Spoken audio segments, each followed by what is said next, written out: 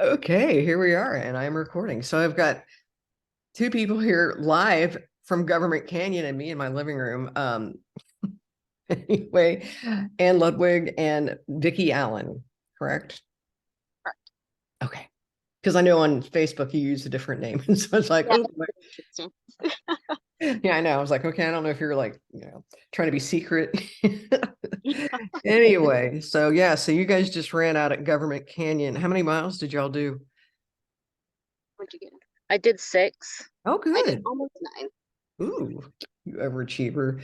Do you live near there, Vicky? No, we both live on the other side of town. Okay. 45 Okay. minutes Yeah. away. Well, because when you said you're going to run through the neighborhood beforehand, I was like, oh, she must live nearby.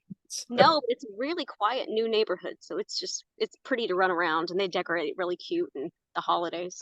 Oh, that's nice. Yeah. Ooh, sorry, gotta fly. Um, yeah, I think Government Canyon's one of the weirdest entries of any state park in Texas that I've been to, because you're driving through like on your way to the front gate, you're seeing the suburbs. It's kind of this weird disconnect. It's like, what's this about? But anyway.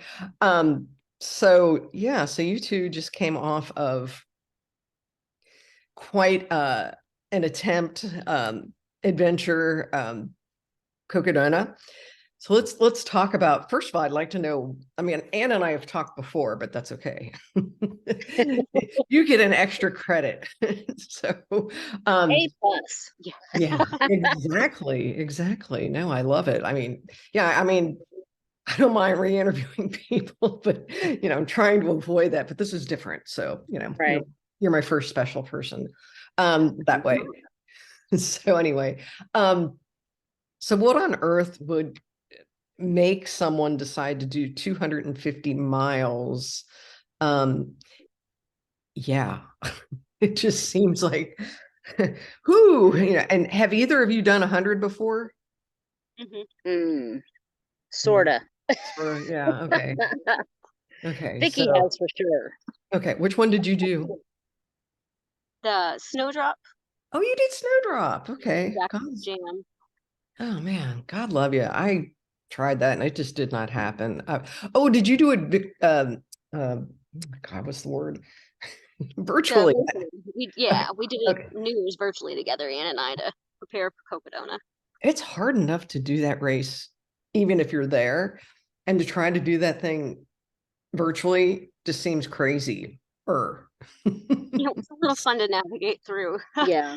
Man, yeah, I know. I also think that might be part of the reason I got injured is just because I've got this hip flexor that's just like really mad at me right now. And but anyway, that's another story for another time. So you're kind of like, well, why not? Or It kind of was that we were out running. I don't even McAllister, or it could have been here, and we were just discussing the race. Vicky had brought it up, and I was like, "Oh, that sounds interesting." And we're like, "Oh, maybe we'll do it." And then I just kind of there was a charity bib that opened up, and I yeah, jumped in with my, eyes wide open and nothing else thinking to it, and sometimes kind it's of the went best from there. way. Yeah, well, I think sometimes that's the best way. And your charity, I mean, I know what it is, but I want you to tell It us. was bigger than the trail, Hmm. and you get the charity bib through Wonder Project. And then Bigger Than the Trail's mission is to help those with different mental health illnesses. They provide 3 months of free counseling. Hmm. Well, at least that's where it starts. And then they Yeah. go from there if the person needs more. And you just call, and they give you a short interview as to, what you need, or a sheet to fill out. But a lot Wow. of different runners, and it's, trail running is good for that, but not everyone's a trail runner. So with runners such as myself and Vicky and yourself, you can do different races, and then raise the money so that they can use it to help people. So did you have to pay for the bib, or did they gave I it to did you? not pay for the bib. It all went through the charity. I had to raise 3,000, and I Oh, ended up raising close to 5,000. wow. Yeah, I think I throw in a little bit toward that. Yeah. Vicki, were you also part of We did. that charity group?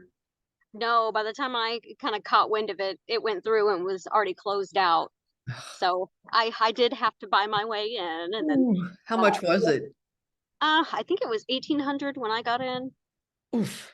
So it was And I, a a pretty good chunk, but yeah, it was unbelievable things to be able to go through and see and adventure. You really just you couldn't put a price on it. That was the sure. biggest thing. So as long as it was achievable, then we could do it. And of course, we still had people help out with some of the travel costs and Oh, Mhm. good. people who stepped in who helped out navigate. And of course, Ann's Robbie helped out a whole lot with the crew. So Yeah, we had a lot of support all around. it's great. Yeah, you flew and Ann and Robbie, you guys drove, right? Right. Yeah, okay. And how long did that take from San Antonio? We could have taken it in one day. It was like a 14-hour, but we didn't want to be on the road that long. So we stopped in Las Cruces, stayed at a small little, cute little place. And of course, we don't know how people flew. Because, I mean, we had the van stuffed with just everything that you needed for this. And I can't imagine having to fly with that much stuff. It wouldn't have worked. Wouldn't Yeah. have worked. So how did you do it, Vicki? And I also remember, I seem to remember that you missed your outbound flight or it got canceled or something weird happened, right? It was just a mess. I had like travel arrangements like crazy. The like not even 2 weeks before, like a week and a half before, we were coming back from Colorado from a race, and the flight just like totally changed its time. They didn't notify us at all, Oh and my so the flight left without us, and we had to get all new tickets. And God. then on the way, it's like bright and early AM flight. I'm like, there's no risk at this at all. I'm going to be there in plenty of time, and then we have a 5 hour layover. Oh my God. And so I was just losing my mind by the time I got there. I can only imagine. I know I was feeling for, well, I was feeling for both of you, but I did feel for you having missed that flight. It was like, oh my God, it's like I have, I'm kind of weird when I get to races. It's like I really like to be there a little early just so I can kind of set up and kind of get my mind right. And because I know some people, don't mind just pulling up and going, and it makes me too nervous. It's Yeah, there was Yeah. a lot of coordination. It was definitely one of those, had to spend some time when we got there, repacking our stuff how we wanted it to be. And the morning of, I had to do my drop bags. So it was kind of like by the time we got there, I don't even remember where I actually had my drop bags. So oh man. it was it was interesting. So how did you Rough get all day. your stuff on the plane? I just had to do the oversized bag. Okay. That's all that it was. But it still came out to be a lower cost, but I definitely I won't fly anywhere anymore. I'll just drive everywhere. 'Cause I just don't trust the airlines anymore. I Which is I lucky feel her that. bag came with her. Yes, that Yeah. was also one of my biggest fears. Yeah, the lost luggage, yeah, Yeah. is yeah. I mean, when I used to live in Florida, I can remember one time I flew nonstop from Fort Lauderdale to Cincinnati, or Cincinnati to Fort Lauderdale, I don't know which was. No stops. And they still lost my luggage. Apparently it went on to the next city. So ooh, yeah. Anyway, sorry. So how do you pack for something like this? I mean, my God. Or It's a what lot do of you pack? stuff. I mean, we came back with a lot of snacks. You you you really don't know what you're going to feel like eating in something like this. So you pack everything you're used to, and you got to pack change of clothes. We were required to have certain gear for Mhm. certain locations because of either it was going to be super hot or it was going to be super cold. And then of course trying to put it into our vest, that was a whole different issue. Yeah. But I mean, you overpack. That's the only way you can describe it. Yeah. I mean, yeah, I mean, I know even if I have to do like a simple overnight or a weekend race, I mean, my car, when I pack it up, it looks like I'm going to another planet. So I can only imagine you're like touring the solar system or something. Yeah. Oof, man, that's crazy. Yeah, and they were requiring you guys to carry what was it, like 4 liters of water at a time or something like that? For that first Okay. that, what was it, 12 to 14, no, it was 22 miles that we had to Okay. carry the 4 liters, and Mm. it was It's, suggested to bring a filter and that you needed more, and you definitely needed more. You needed oh, like 8 to 12 liters of water on you. oh my God. Ugh. Yeah. So Yep. that's yeah, and apparently my understanding of that first leg is that it's straight uphill. Is that correct? More or It less, or wasn't straight up, but it just kept on going up. Like you would think you were at a peak, and then it wasn't. It was like false summit, and so you had to keep on, going and there's again and more. making a turn, and yeah, a little bit of everything. Right, right. But So, yeah, okay, I'm gonna back up for a second because I want to talk to you about training for this because there's training plans for 100 milers, okay, and now that now that we've entered this new era of the 200 miler or the 250 or God knows what else they're going to come up with, but um, what kind of a training plan do you use for something like this? And you can talk about you. Well, I kind of just did my thing. Everything that I thought I was going to do didn't happen, I wanted to have long weekends. I wanted to go to the park and spend the whole day out there, but then I'd always find, I had something to do in the evening.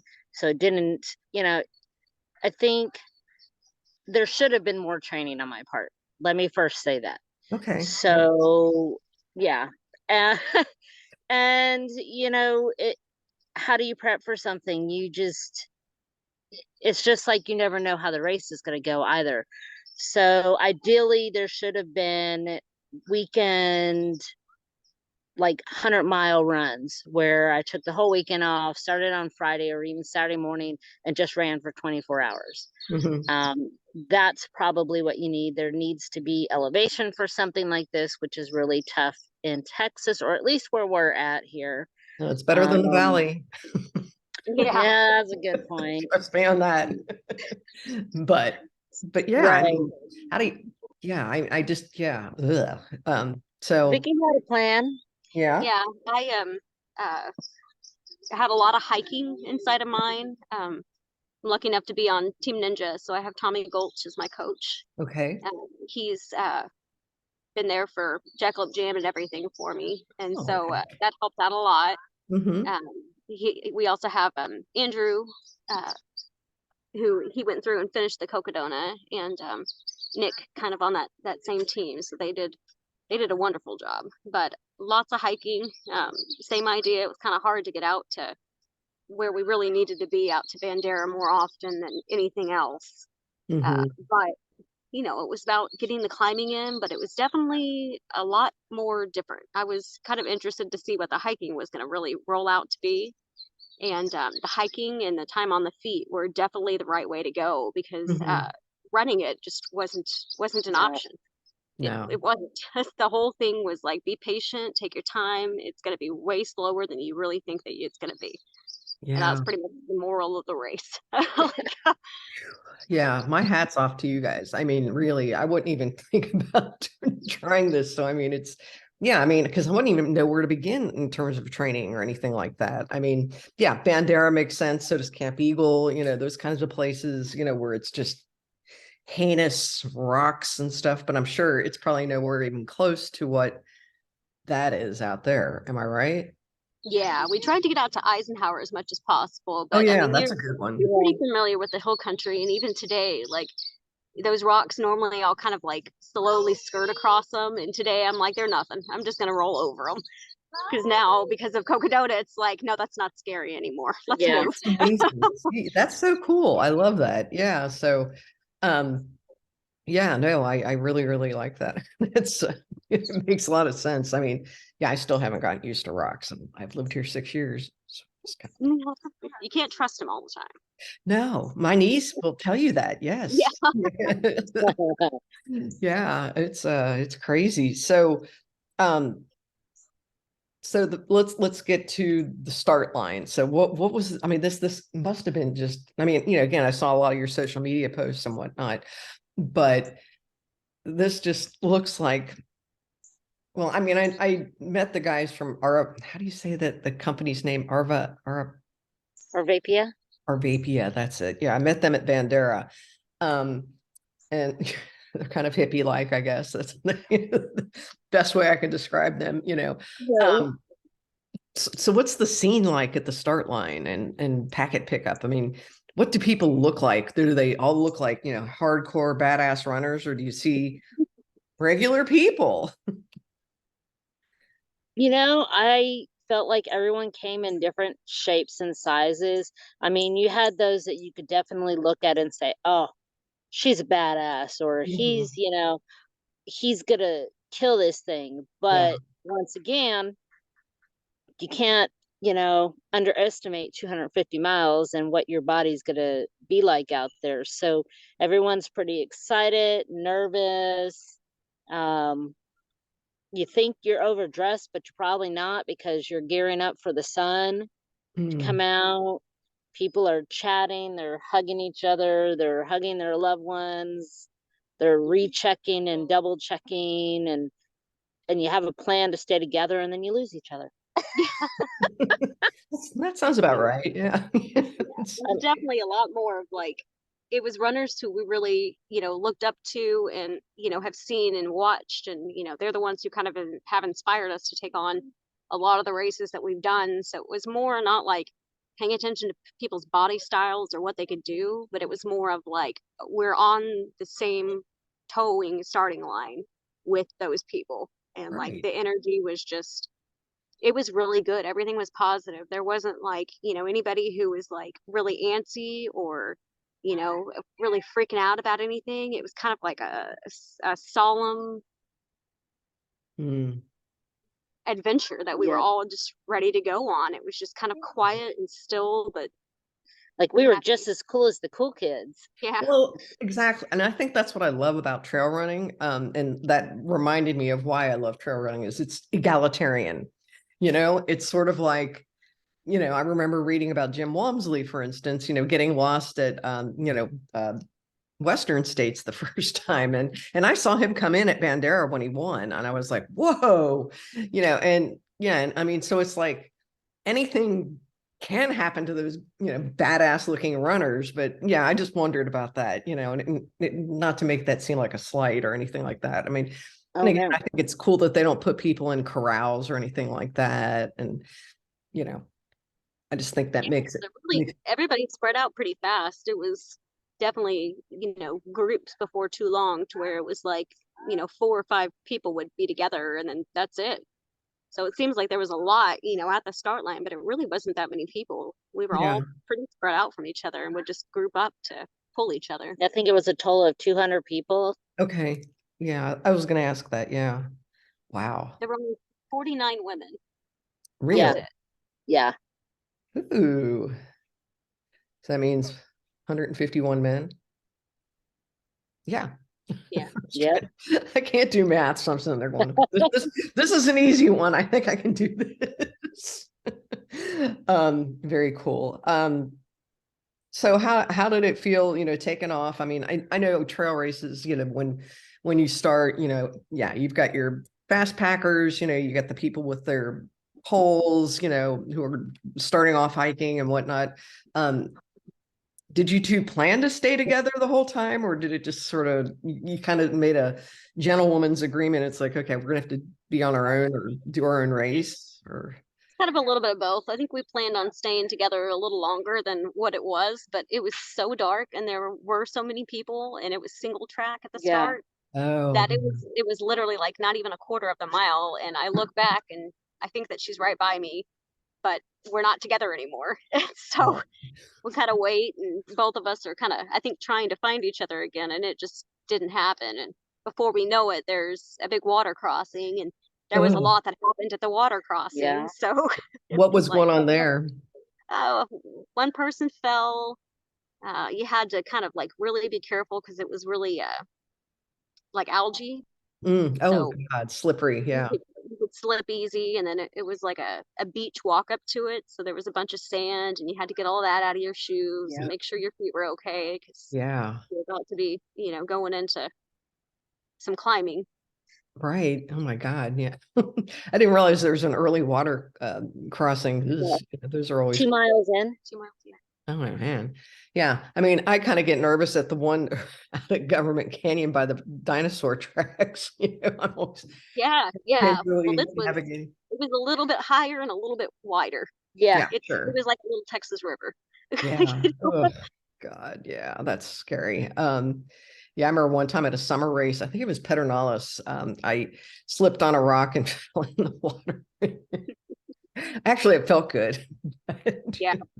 But anyway, so yeah, so how did the beginning, once you got through all that mentally, what was going on?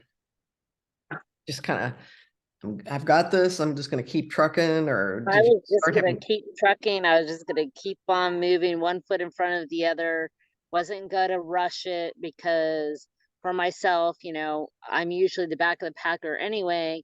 And my thought was, I just need to keep moving. Don't overheat. Don't, go out and say, oh, I can go out fast and take my time at the ends.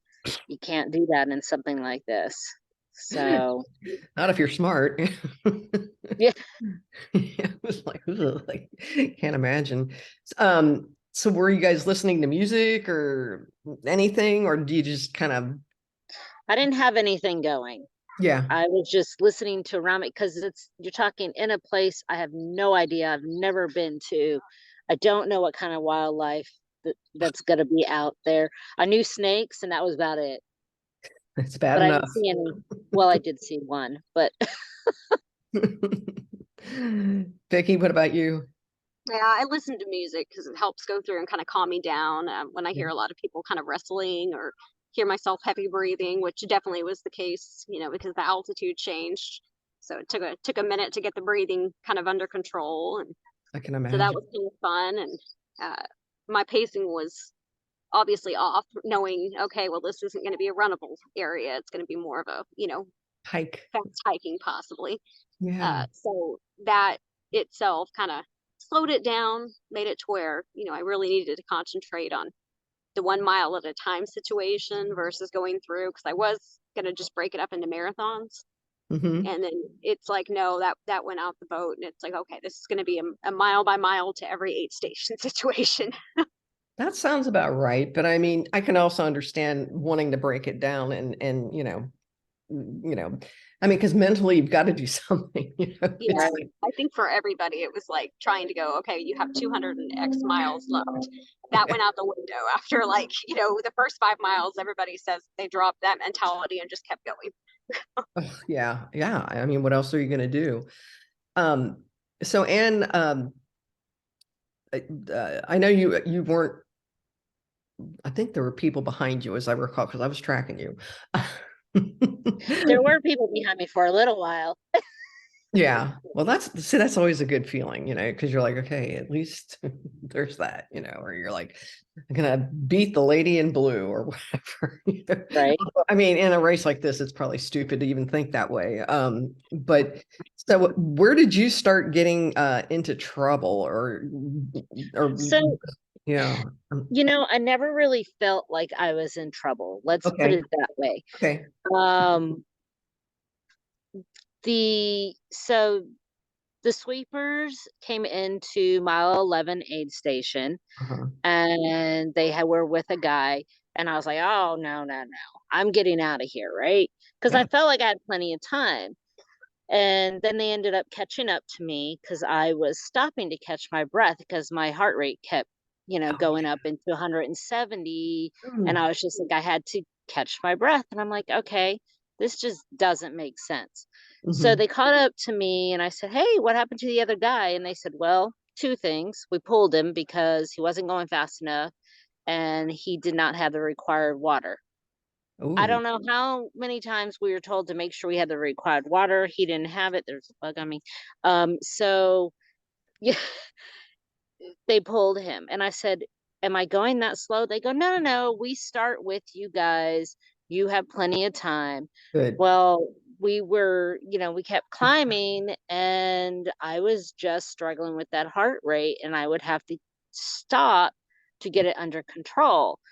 And she was concerned, very nice sweeper, who says she never wants to sign up for the race, yet she's done the race 3 years in a row as a sweeper. So she's kind of already done the race. That's a cool But job. it's a totally different mentality, she said to me. She's like, no, if I race the race, then I got to race it.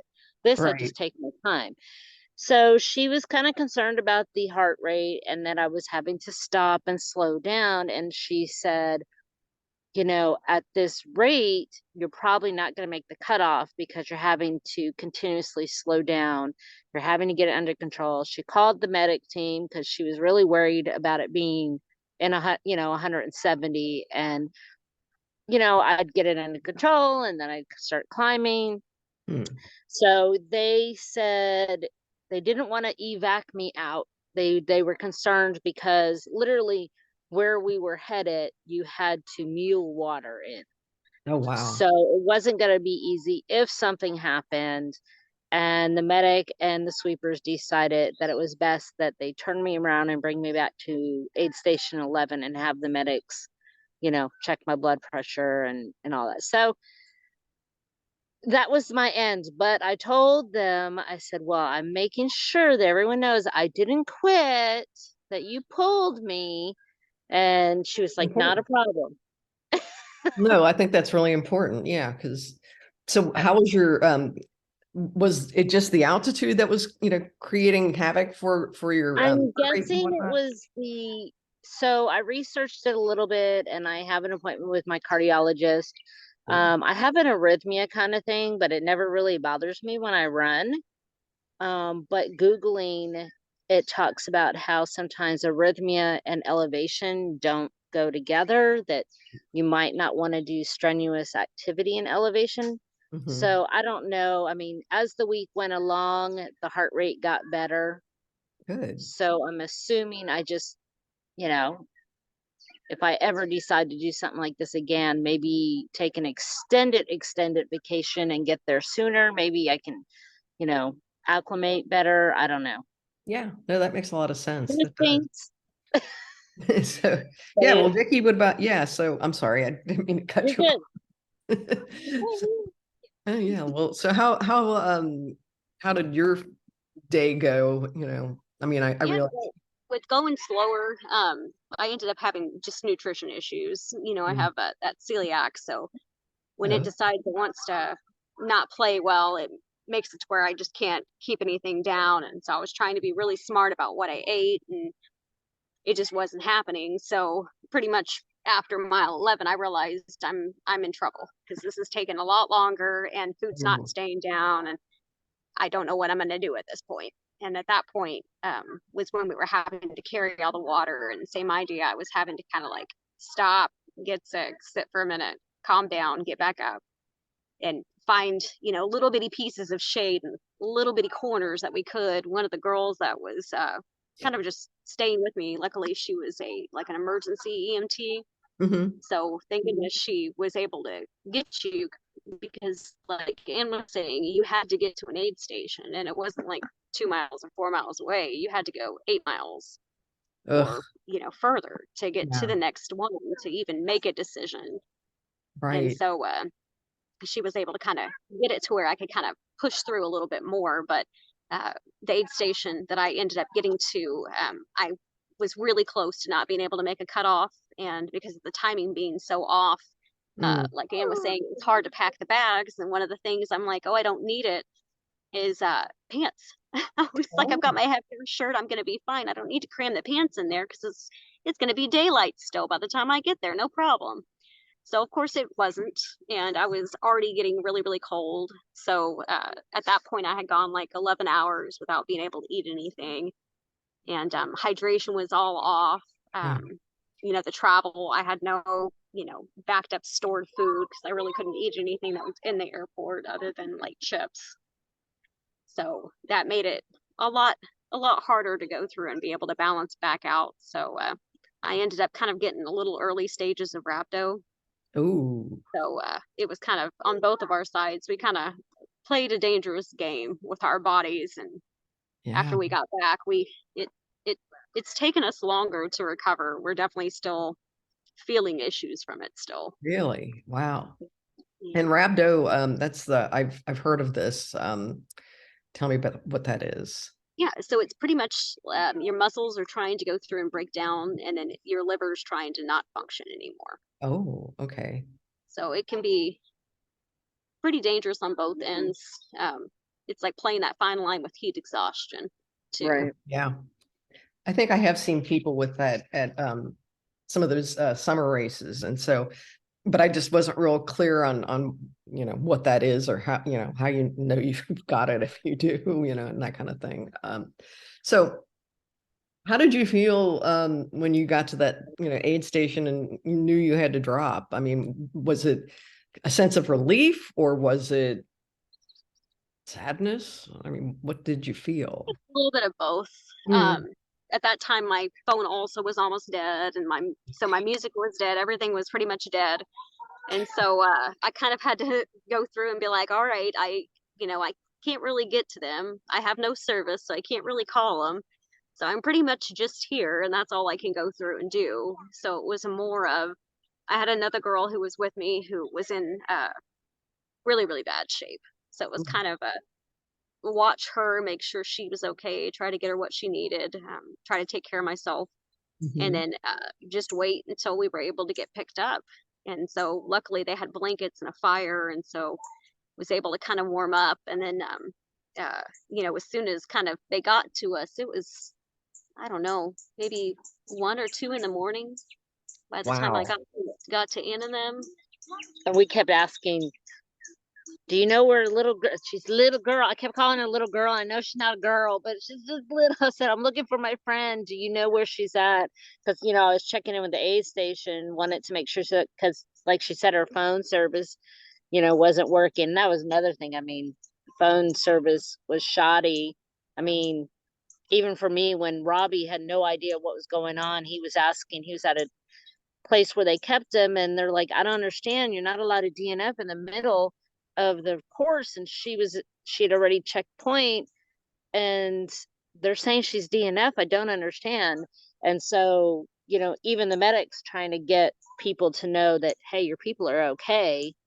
It's kind of nerve-wracking. But yeah, I think she was super cold, and we put the heat on in the van and got her warmed up, and I think we just kind of all fell asleep. Yeah, we pretty much slept through that night, and then recovered the following day Yeah. where we could. Yeah. And the one thing I thought was really cool, I mean, because I've quit Snowdrop twice, is and this most recent time I quit, my mind wasn't right. I was just a mess, and I was depressed, and I was just like, I'm not going to be around my friends because I don't want to bring them down, or because it's like sometimes when you DNF you feel like you're like this. Where's the corpse? Nobody wants to be around the corpse, So, but you guys kept up your adventure a little bit in the subsequent days. I I think thought that was really cool. it pissed us off more than anything else. We Really? were like, Okay. okay. At first, it was like, okay, we can't really. The next following day, it was like, all right, we really don't know. I think at that time we were kind of just happy for the break. But then the next day, we were like, no, we're going back out there. We want to get on the course and do more of the course and Yeah, cheer we were those on. feeling good at that point. Good. We had rested. We had gone through some emotions the day before, and we knew everyone was trying to reach out to us. And at the same time, we're like, okay, we were still trying to deal with our own emotions, but we knew people were worried and everyone had been following us. So we're trying to, answer separately here and there, letting people know, okay, we're okay. But at the same time, at one point, one of us, went off and had an emotional breakdown, and then the other one went and had an emotional breakdown, and then we had it together, and then we were like, we're at an aid station watching some of the, because we had that extra day, we were able to get to a point in the race where we were seeing the leaders come in. Oh, that must have been And so cool. that kind of, made us excited and cheered us up, and that's what kind of gave us that, the next day West Plate came in and we were fangirling, and he's kind of the one that we watched a bunch of his videos before we did the race. Yeah, And we got to talk to him and take pictures, and that's then fun. he told us, if you just do this portion, do this little hill, you'll get to the next aid station. It wasn't that little, but it was little. And he caught up to us and kind of hung with us for a couple minutes and then went on his way. Wow, that's cool though. I mean, so yeah, so I mean, I thought that was really super cool. Yeah, because I was just trying to imagine what your, emotions were like. And I know, Anne, you had posted something about, you guys are still processing it. And so, Right. obviously I wasn't going to start messaging you and going, hey, how's it going? I mean, I was just kind of like, I'm just going to lay back and just, just know that I was thinking of you guys a lot during that period. But I also didn't want, I also respect, because you do go through a variety of emotions after being forced to quit a race or deciding to quit a race, and so, and the feeling pissed and then maybe having the emotional breakdowns kind of like, yeah, I get that. Yeah. So, I mean, um, so, do you think you'll ever do it again? It's been a process. I think we initially were like, never again. And then they have like these smaller distances that they came up with after we had already registered for the big one. They came up with 125, and then they have a 36. And I'm like, oh, well, maybe I'll do the 125. And then I'm like, oh, maybe I'll do the 36. And it's kind of like, well, maybe Vicki went and was looking at the website last week, and she's like, oh, guess what? And I was like, she didn't sign up. Neither of us has signed up, but it's that itch. We're like, oh, we can do the 125. But at the same time, we had, after the race, we were like, okay, we need more of this. We need more of this. Let's, sit back, reevaluate what we need to practice, what we want to do. And I think, the 250 might be something I might want to look at again in 5 years. Not Mhm. super right away, but do some things differently. Um, Robbie and I, that last day we were in town, we did do that last Mount Eldon climb, and it took 6 hours to do 6 miles, Wow.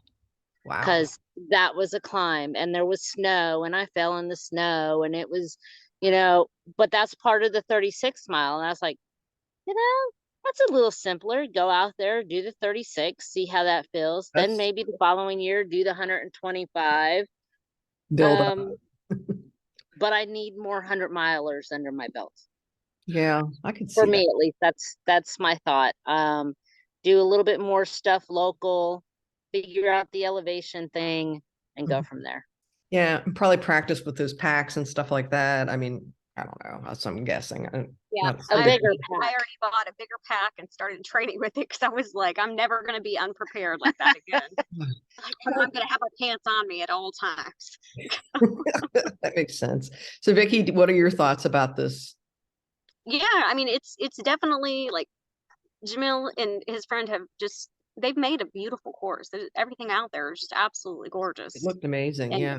when you're not, feeling like it's destroying you because it's, you're melting from the inside out, then it's wonderful to go through and be out there. I definitely would have that third day when we went back out there and did kind of the It fielded was so area. beautiful. It was so pretty and so nice.